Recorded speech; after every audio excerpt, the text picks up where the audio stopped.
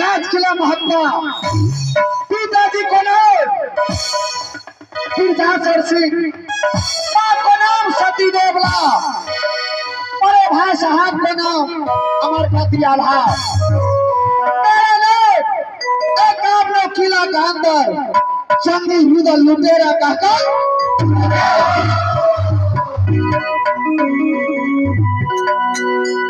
कितना किला भैया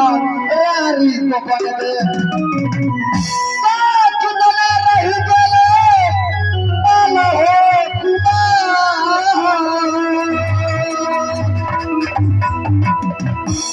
छोटे छोटे लड़की भैया पिछिया गई है अल्लाह के जिंदगी का बोला असा जबरदस्त के कुड़िया बदला गई गाबई पुलहा में जितहारू दल के छै कोसिया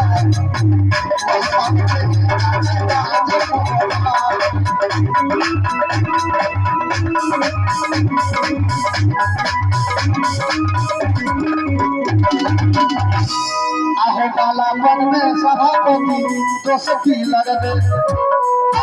तो सखी लगा बड़ी होगा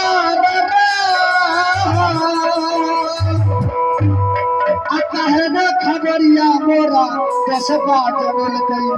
अजय से परद मोहब्बत के जान मगर करदा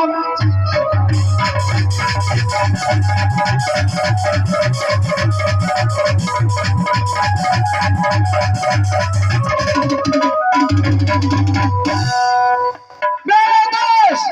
चलो मेरे को छुट्टी लेकर राजभप्पा से राजपेड़ी को जाता है ना जाने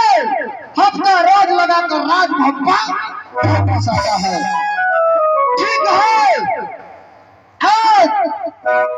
अगर मेरा दोस्त इस समय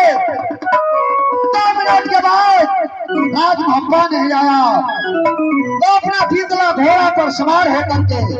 राजभप्पा से राजपेड़ी तक